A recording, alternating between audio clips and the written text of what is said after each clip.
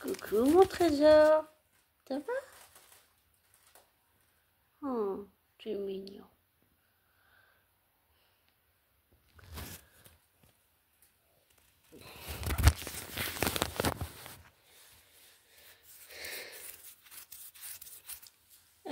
Salut, désolée de faire un audio à une heure pareille, mais je voulais te parler de sujets importants. Ça y est, j'ai appris pour le procès de Didi et Sean Combs. Ça y est, on arrive au 5 mai et c'est vraiment bientôt. J'ai aussi appris que les avocats de Didi avaient demandé plus de 2 mois et le juge a refusé. Et le procès aura bien lieu comme prévu le 5 mai. Donc ça y est, voilà, on y arrive. Et j'ai aussi appris que Pierre Palmade, je me suis renseignée, j'ai regardé s'il y avait des articles, s'il y avait ou des vidéos ou bien des choses comme ça dans l'actualité. J'ai appris qu'il est sorti de prison. Et j'adore Pierre Palmade, mais pour moi le problème c'est que avec ce qu'il a fait, il devra vivre ça avec le reste de ses jours. Et il faut absolument qu'il reste en prison. Pour moi, il doit finir sa peine en prison et pas avec un bracelet électronique chez lui. Pour moi, ça donne le message: vous pouvez recommencer, monsieur Pierre Palmade. Personne ne viendra vous condamner. Pour moi, c'est ça le message que ça donne. Et j'aime pas du tout le message que ça donne. Il faut que ça fasse...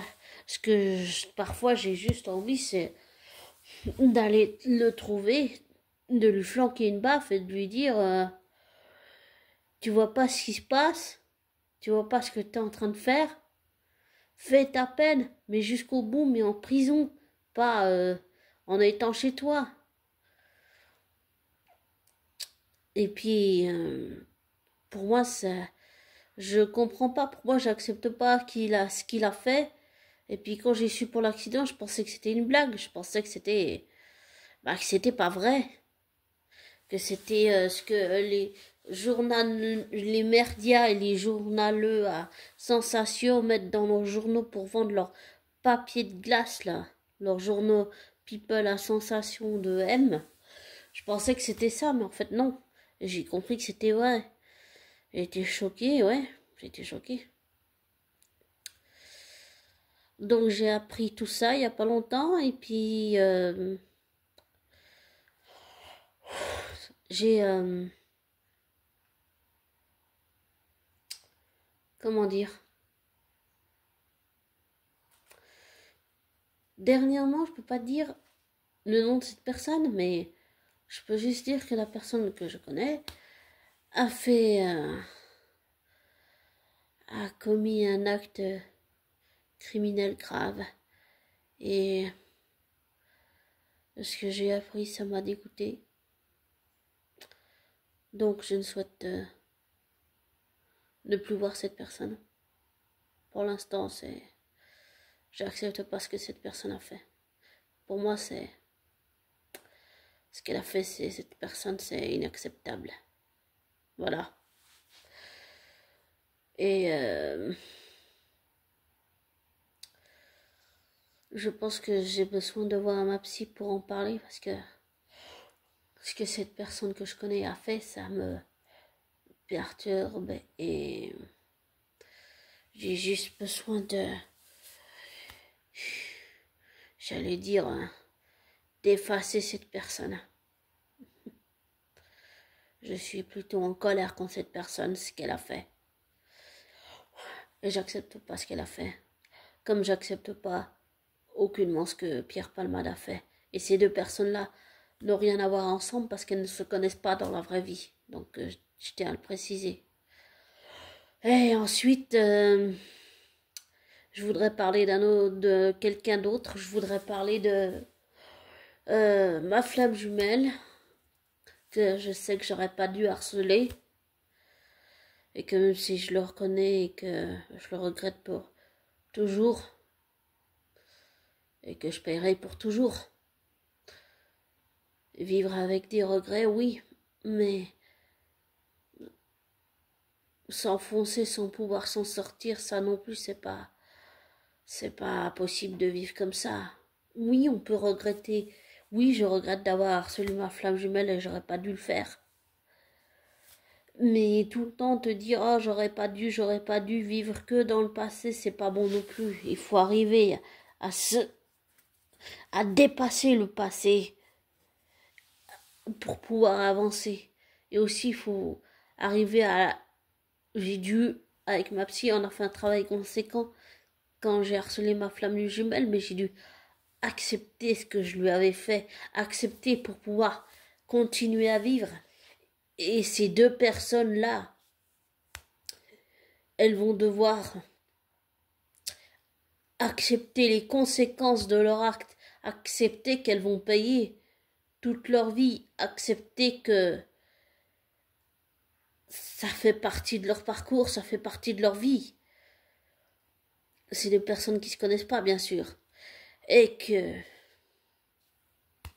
la personne que je connais et Pierre Palmade, ils ont fait des choses graves, chacun de leur côté, même s'ils ne se connaissent pas en vrai, et que ils vont devoir accepter qu'ils ont fait ces choses graves et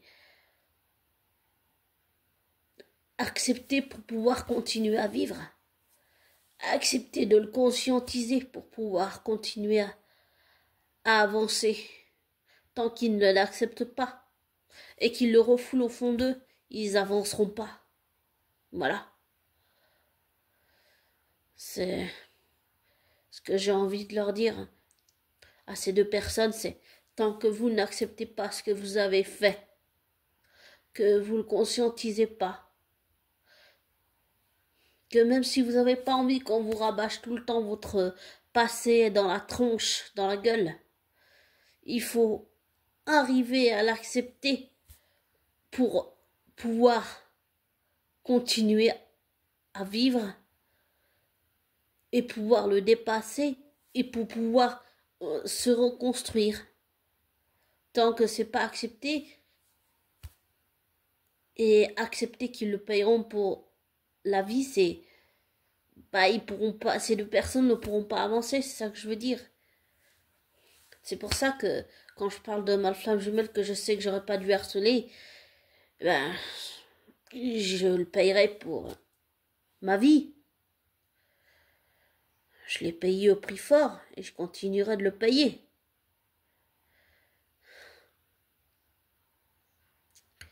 J'ai dû accepter ça. Et je pense sincèrement que ces deux personnes, qui ne se connaissent pas bien sûr, doivent accepter ça. Accepter pour pouvoir se reconstruire. Que ça leur fasse un électrochoc et un électrochoc, elles le conscientisent. Parce que pour moi, tout ce que ça donne comme impression, c'est que ces deux personnes qui ont commis des actes inacceptables ne le conscientisent pas, ne l'acceptent pas. Et tant que ces deux personnes ne conscientisent pas, n'acceptent pas leur acte criminel, eh bien, ça va être plus compliqué, ça va être plus difficile. Au moment où elles l'accepteront et qu'elles réussiront à le dépasser et que Pierre aura réussi à, je sais pas si on guérit d'une addiction, mais ça n'excuse aucunement l'accident qu'il y a eu. Mais je pense vraiment que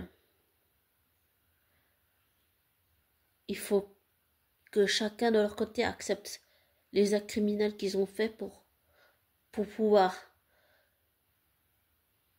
ressentir, oui, les remords et la culpabilité, mais pour pouvoir justement après ce craquage émotionnel et psychologique pouvoir se reconstruire.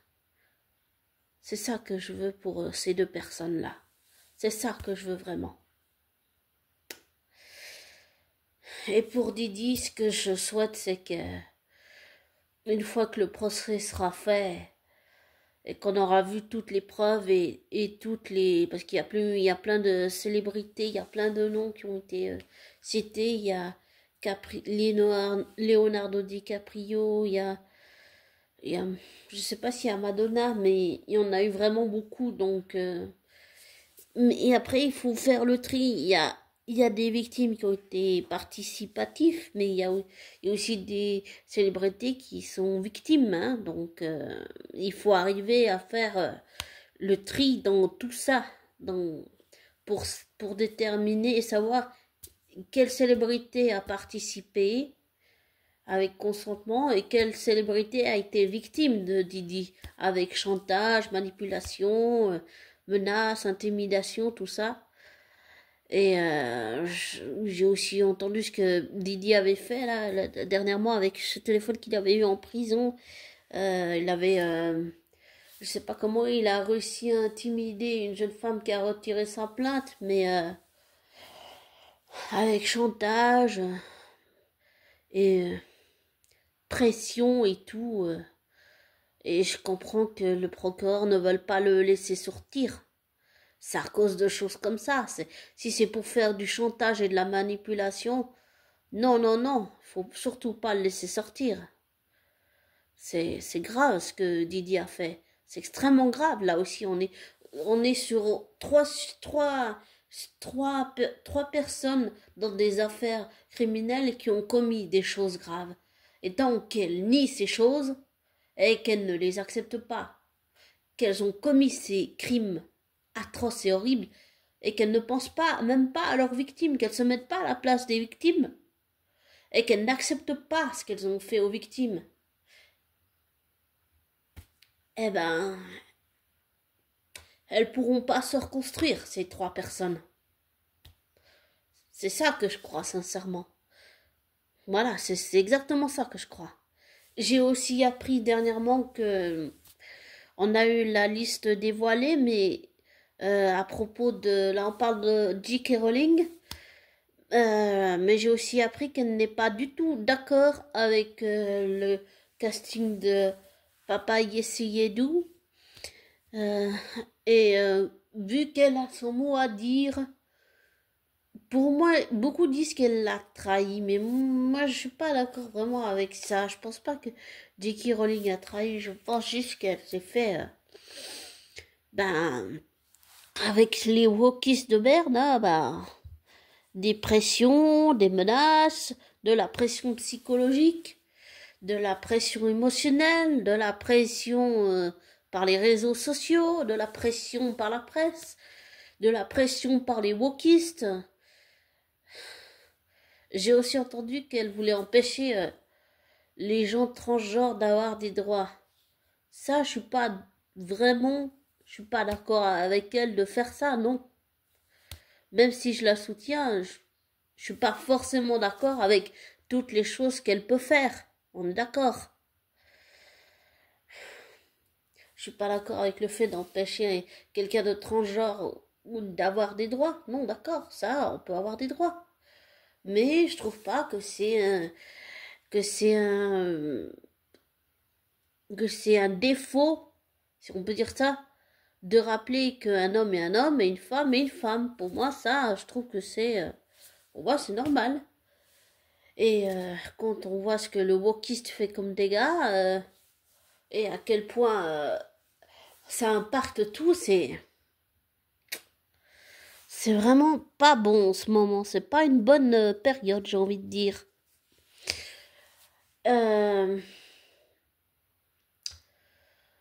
Donc j'ai appris vraiment tout ça il y a pas longtemps. Toutes ces nouvelles. Ça fait beaucoup à digérer quand même.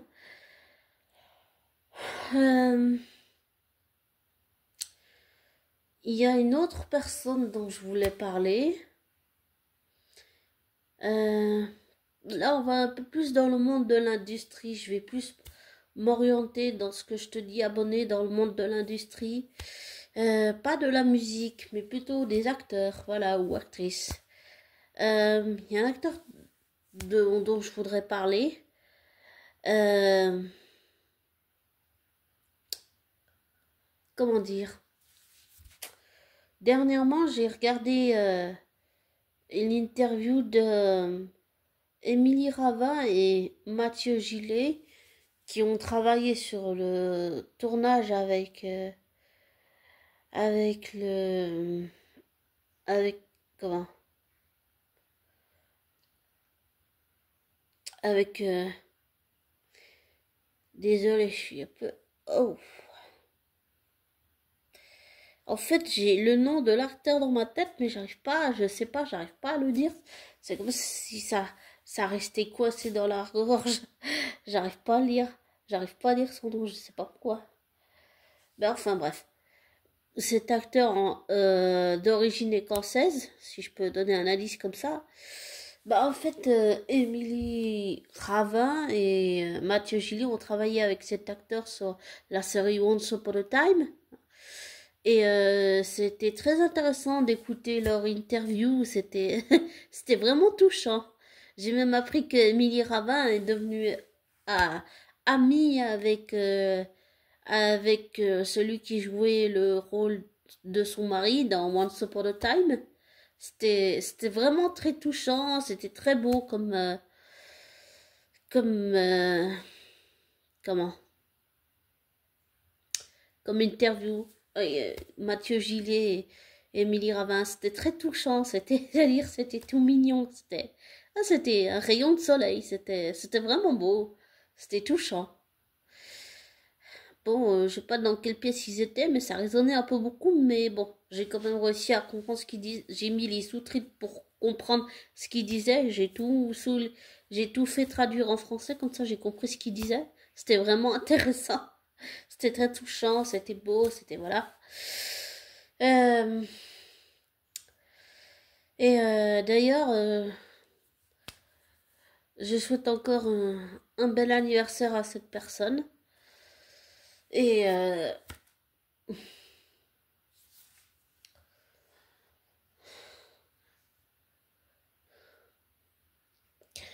je voudrais finir avec... Comment je peux dire ça? Je sais pas si c'est un trait d'horaire ou pas, mais...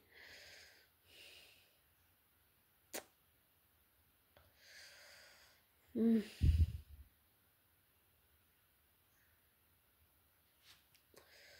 je sais pas si je dois lire ou pas. Je réfléchis.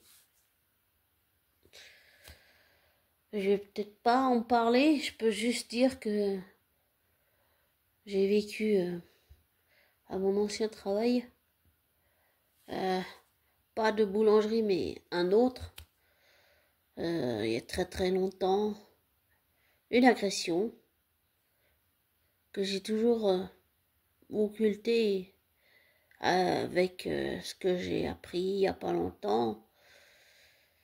Ce que j'ai enfui au fond, ben en fait c'est revenu, voilà. C'est revenu et c'était pas agréable à ressentir. C'est une agression que j'ai vécue comme une agression sexuelle, mais quand j'ai confronté le gars avec mon moniteur de travail, le gars a dit que j'étais folle et que j'avais pas, qu'il m'avait pas embrassé, alors que si, bien sûr que si. Et ça a fini avec le gars qui s'est fait renvoyer, voilà. Donc,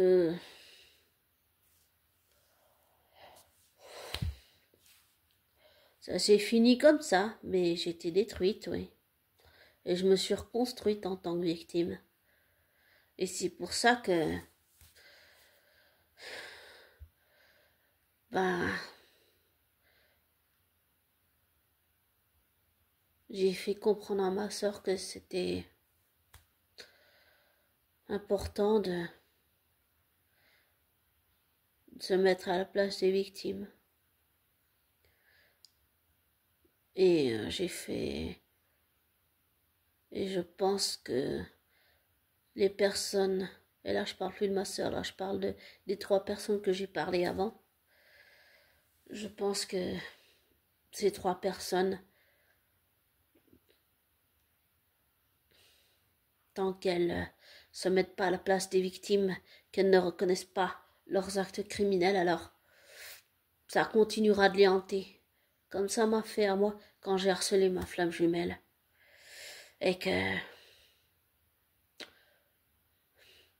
seulement une fois qu'elles auront accepté les actes criminels qu'elles ont commis, alors oui, elles devront accepter qu'elles vont payer toute leur vie, mais elles devront aussi accepter ces 3 personnes que les gens ne les verront plus comme avant et qui peuvent être dégoûtés et même rejetés, mais rejetés dans le sens où on est dégoûté, on est choqué, on se dit mais c'est pas possible.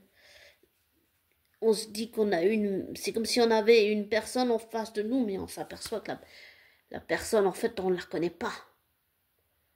Voilà. Donc je conseille à ces 3 personnes d'accepter ce qu'elles ont fait. Voilà. Qu'elles acceptent leurs actes criminels, les conséquences qui vont avec et le fait qu'elles vont le payer toute leur vie. Comme moi, avec ma flamme jumelle, j'ai payé le prix fort de l'avoir harcelé. Ce n'est aucunement une excuse, c'est juste que j'ai appris à accepter. Comme j'ai dit, j'ai fait un travail avec ma psy. Donc c'est sûr que ça aide beaucoup. Peut-être que ces personnes devraient suivre des psychothérapies pour vraiment aller au fond des choses. Ouais. Et maintenant, je voudrais revenir sur cet acteur écossais dont je parlais avant. Que, je souhaite à cette personne encore un bel anniversaire, à cet acteur écossais que j'apprécie vraiment, vraiment beaucoup, qui fait un travail formidable dans tout ce qu'il fait, je trouve. Mais j'ai conscience que, même s'il a vécu l'abandon quand il était enfant, que ma sœur et moi, on l'a aussi vécu, mais quand on était bébé, j'ai conscience que même si je fais un lien parasocial avec cet acteur écossais, j'ai conscience qu'en vrai, hors caméra, je ne connais pas la vraie personne qu'il est, je ne connais pas ses goûts, ni ce qu'il aime, ni rien. J'ai conscience qu'hors caméra, je ne connais pas du tout cet homme, cet acteur, cette personne, cet être humain. Avant tout, c'est un être humain. Pardon. Et j'allais dire, pareil pour ces 3 personnes qui ne se connaissent pas et donc je pense que on peut accepter beaucoup de choses, mais il y a des choses, il y a une limite, voilà. Et s'en prendre à quelqu'un, ça c'est, même si je l'ai fait moi-même, je comprenais pas que j'arrivais à m'en prendre à ma flamme jumelle, et j'ai failli tuer mon chien, j'ai failli tuer mon chat aussi, et j'arrive pas à comprendre que j'ai pu faire des actes criminels comme ça, que j'ai pu harceler ma flamme jumelle autiste Asperger, que j'ai pu entrer par effraction chez la voisine de mes parents, que j'ai pu voler de l'argent à mes parents parce que je me faisais harceler par une fille à l'école, racketter par une fille à l'école. Enfin, je veux dire, c'est des actes criminels que j'ai commis. Je devrais être en prison moi aussi, non?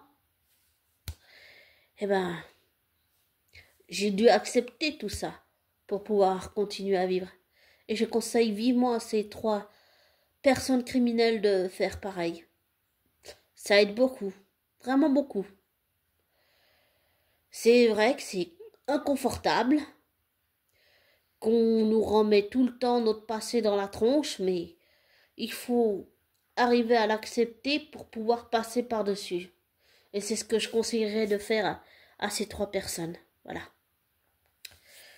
Et pour en revenir à cet acteur écossais que j'apprécie vraiment beaucoup, eh ben, je souhaite à cet être humain tout le bonheur du monde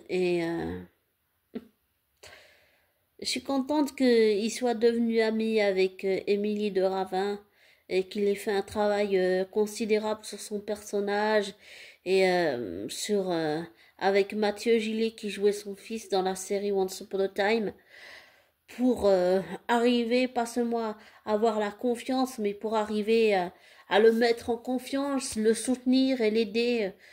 Et je trouve que ça, c'est pas, oui, c'est un travail merveilleux, mais je m'aperçois, j'ai découvert, comme j'ai dit il y a pas longtemps, des choses dans l'industrie, comme le fait qu'il y a des acteurs qui peuvent être émotionnellement maltraités. Oui, acteurs et actrices, c'est compris, hein. Et que même, par exemple, tu peux retourner sur un lieu de tournage ou faire un travail sur un sujet ou incarner un personnage.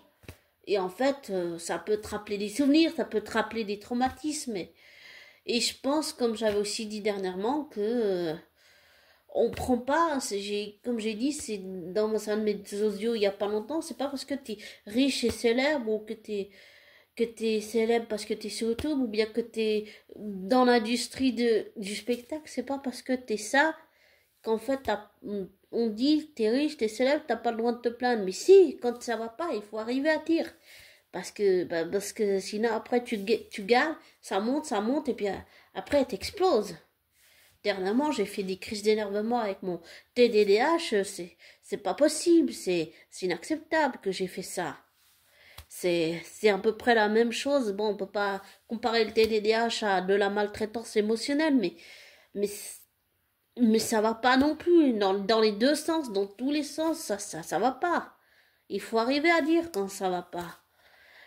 Et je souhaite à personne d'être maltraité émotionnellement. Voilà. J'ai aussi appris, bon là on va partir dans autre chose, sur l'affaire Blake Lively Baldoni, Ryan Reynolds et je sais plus compagnie là. Euh, Là aussi il y aura un procès en 2026, je sais pas quoi, je sais plus, ou 2025, je sais pas, mais là aussi ça, il y a vraiment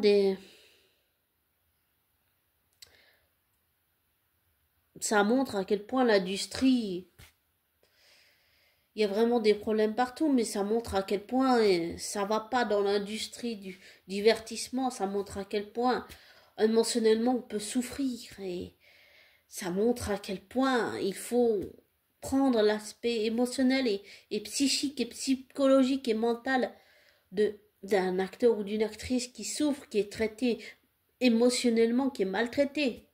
Et ça, pour moi, dans l'industrie, c'est pas assez pris en compte, comme j'ai déjà dit. Donc voilà. Mais là, je suis partie dans autre chose. Mais pour en revenir à cet acteur écossais que j'apprécie beaucoup, je lui souhaite le meilleur. Je lui souhaite encore un merveilleux anniversaire. Et j'espère et j'ai très envie de tout cœur de rencontrer cet acteur. Et j'allais dire, avant tout, cet être humain. Même si j'ai conscience que hors caméra, en vrai, je ne le connais pas. Mais je souhaite aussi à toutes les victimes de pouvoir, dans le monde, de pouvoir parler. Il faut parler. Vraiment, il faut parler. Ne pas garder tout ça enfui à l'intérieur de soi. J'allais dire, quel que soit l'abus, qu'il soit psychique, psychologique, émotionnel, mental, physique, dans n'importe quel domaine, dans n'importe quel corps de métier. Le plus important, c'est que c'est que tu arrives à, à parler. Si toi ou quelqu'un de ton entourage a vécu des choses comme ça, euh, il faut que tu parles ou il faut que la personne parle. Il faut pas garder tout à l'intérieur de soi. C'est ce que je dirais sur cette fin d'audio, c'est de vraiment parler et de ne pas laisser les autres nous convaincre de nous taire quand ça va pas. Il faut vraiment parler, il faut arriver à dire quand ça va pas. Voilà. Et comme je te dis toujours, désabonne-toi de ma chaîne, Ne prends pas pour argent comptant ce que je te dis, ne te laisse pas influencer par moi. Fais tes recherches, tes vérifications, tire-en tes propres conclusions. Et prends soin de toi, prends soin de ta famille, de tes proches, de tes amis. Et si tu as besoin, ou bien si tu sens que quelqu'un a besoin de parler, et incite soit cette personne à porter plainte ou à faire des démarches, à la soutenir. Parce que dans ce monde où on vit, c'est un peu des fois un monde de fou, je me dis. Alors, quoi qu'il arrive, si tu sens que cette personne a vécu quelque chose de difficile, comme toutes les expériences que j'ai parlé dans l'agression que j'ai vécue, il faut réussir à parler. Il faut vraiment faire parler la personne ou bien toi-même parler, demander de l'aide. Voilà. Donc, voilà. Et je te souhaite le meilleur.